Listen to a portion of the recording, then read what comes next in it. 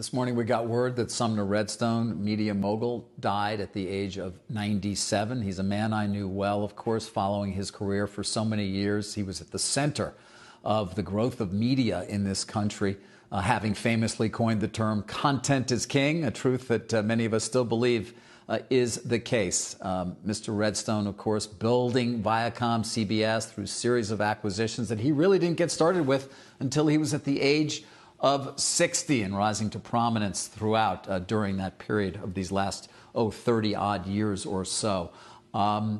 He was my friend. He was funny. He was incredibly smart. And he was, as so many successful people are, relentless. Here's a look back at the life of Mr. Redstone. I think most really successful people, maybe not all, are motivated by something other than the desire for money. If they're going to succeed, they can't be motivated only by the desire for money. They got to have that passion to be the best and to win. Sumner Redstone loved to win. And in a career that had plenty of confrontations and rivalries, along with blockbuster deals, he usually did. As the chairman and controlling shareholder of Viacom and CBS, Redstone followed his belief that owning content and not distribution was the key to prosperity. You've said for many years, content is king. It's one of your favorite quotes. Well, that is my quote. I did coin that phrase. You coined that phrase. Now, people are beginning to realize it now. Content is king. A man often in a hurry, he graduated from Harvard in 2.5 years. Redstone didn't start building his media empire until his mid-60s. After returning from World War II, where he employed his fluent Japanese to break enemy codes, Redstone got a law degree and in 1954 joined his father's movie theater company, National Amusements. Starting with just 2 drive-ins, the company thrived under Redstone's leadership. By the 1980s, Redstone had built a chain of more than 400 movie theaters, even creating the modern-day multiplex. But then he set his sights on a bigger prize, Viacom, a company that had a TV syndication unit and 2 fledgling cable networks, MTV and Nickelodeon. When you look back on your career, that's the one. most important move I ever made, was the acquisition of Viacom, which was very, very tough, by the way. Redstone risked his entire fortune with a $3.4 billion bid, beating back Viacom's management, which was also trying to buy the company. His next win came at even greater cost. Redstone went head-to-head with Barry Diller to buy Paramount, walking away with the prestigious prize for a cool $10 billion. And in 2000, the 77-year-old Redstone capped his content consolidating strategy with the purchase of CBS. The deal would bring together the CBS television network, more than a dozen cable channels, Infinity Broadcasting, Paramount Pictures, Simon & Schuster, and outdoor advertising. Redstone had won again. Wait. No. Wait, you wait. You wait.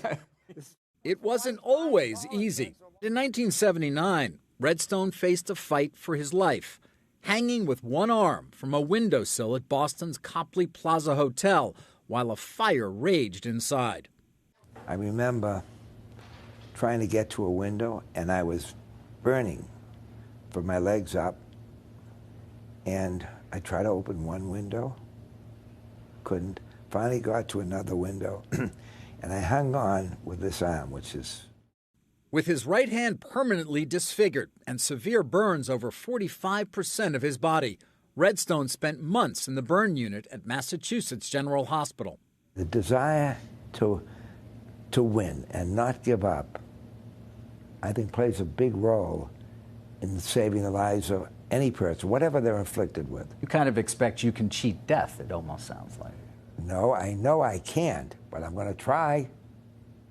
I don't want to die. I love what I'm doing. In 2005, Redstone reversed course, deciding to split up his empire. He said as 2 nimble, focused companies, one wouldn't be distracted by the challenges of the other. You've gotten a lot of criticism for being short-term focused in your decision to break up Viacom and CBS. If you go into the investor reports at the time, 19 out of 20 said I did the right thing.